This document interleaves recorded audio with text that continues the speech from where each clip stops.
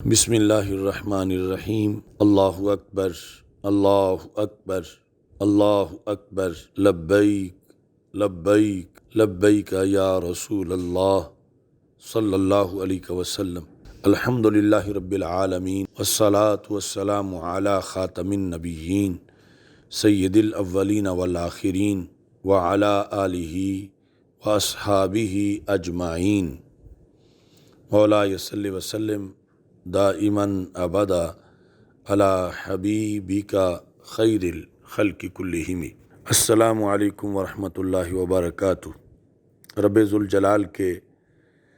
فضل اور توفیق سے منڈی بہاؤالدین میں آج تحریک صراط مستقیم کے کارکنان کا یہ تربیتی کنونشن انعقاد پذیر ہے۔ میں اپنی طرف سے کنونشن کے انعقاد پر محترم قاری محمد ارشد جلالی صاحب اور چودھری نصر اللہ خان وڑائچ صاحب اور محمد مستنیر احمد جلالی صاحب، ذوالقرنین صاحب اور دیگر احباب کو ہدیہ تبریک پیش کرتا ہوں، اور جتنے بھی آپ اس وقت دینی جذبہ کے تحت اجتماع صراط مستقیم میں موجود ہیں، میں دعا کرتا ہوں کہ اللہ آپ سب کا آنا اپنے دربار میں قبول فرمائے اور خالق کائنات جل جلالہ قدم قدم پر آپ کو کامیابیاں عطا فرمائے۔ یہ حضرت حافظ الحدیث جنید زماں امام العصر پیر سید محمد جلال الدین شاہ صاحب نقشبندی قادری قدس سر العزیز کا فیضان ہے کہ اللہ تعالیٰ نے ہمیں اسلام کی جامع دعوت دینے کی توفیق عطا فرمائی۔ جامع دعوت سے مراد یہ ہے کہ تحریک صراط مستقیم کے دعوتی محاذ پر 4 مراحل ہیں۔ سب سے پہلے اصلاح عقائد ہے، کیونکہ جب تک عقیدہ صحیح نہ ہو تو انسان کو کسی عمل کا ثواب نہیں ملتا، اور عقیدہ صحیح نہ ہو تو انسان مشکلات کا، راہ حق میں آنے والے مصائب کا مقابلہ نہیں کر سکتا۔ عقیدہ صحیح نہ ہو تو انسان ایمانی قوت کے حصول میں ناکام رہتا ہے اور نتیجتاً مشت خاک کی طرح کمزور ہوتا ہے، اور عقیدہ صحیح ہو تو پھر ایک انسان بتدریج ایٹم بم سے بھی زیادہ مضبوط ہو سکتا ہے۔ تو ہماری جو دعوت ہے تحریک صراط مستقیم کے پلیٹ فارم سے، مکہ مکرمہ اور مدینہ منورہ میں ہم نے اس کے منشور کو جو ترتیب دیا تھا اس کے مطابق پہلا مرحلہ اصلاح عقائد کا ہے اور دوسرا اصلاح اعمال کا ہے۔ ہماری کچھ تنظیمیں صرف فکر آخرت کی بات کرتی ہیں اور اسے ہی اصلاحی تقریر یا اصلاحی بیان کا نام دیا جاتا ہے کہ نماز کے بارے میں گفتگو ہے، یہ اصلاحی بیان ہے، تو جبکہ سب سے بڑا اصلاحی بیان عقیدے کی اصلاح ہے، کیونکہ اس اصلاح کے بغیر آگے نماز کا تو فائدہ ہی نہیں ہوگا۔ ہاں، عقیدے کی اصلاح کے ساتھ ساتھ عمل کی اصلاح ناگزیر ہے، کیونکہ ایک فرقہ مرجیہ ہے جن کے ہاں عمل کی کوئی حیثیت نہیں، بس کلمہ پڑھ لینا کافی ہے۔ ہم اہل سنت کے نزدیک لازم ہے، عقیدہ مقدم ہے، مگر عمل کے لحاظ سے بھی ہر وقت قرآن و سنت کہ ہزاروں احکام ہمیں سامنے رکھنے چاہیے اور آخری سانس تک عمل صالح کے لحاظ سے اپنے نامہ اعمال کو پرنور کرنا لازم ہے۔ عمل کے بعد معاملات ہیں۔ معاملات زندگی میں انسان اپنے اور معاشرے میں رہنے والے دیگر جو لوگ ہیں ان کے درمیان جو روابط ہیں، جو امور ہیں، ان کو قرآن و سنت کے مطابق طے کرنے کے لحاظ سے مکلف ہے۔ تو ہماری دعوت میں جہاں اصلاح اعمال ہے وہاں اصلاح معاملات بھی ہے، اور اس پر بھی ہمارے ان سارے مراحل میں ہزاروں خطابات موجود ہیں، پرنٹڈ بھی ہیں سی ڈیز کی شکل میں، یا ویسے وہ نیٹ پر یا ہمارے چینل پر موجود ہیں۔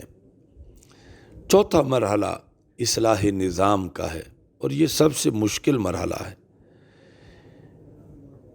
عقیدے کی اصلاح کی تقریر کرنا بھی بڑا مشکل ہے، عمل کی اصلاح کی تقریر بھی بڑا مشکل کام ہے، مگر نظام کی اصلاح کی تقریر جو ہے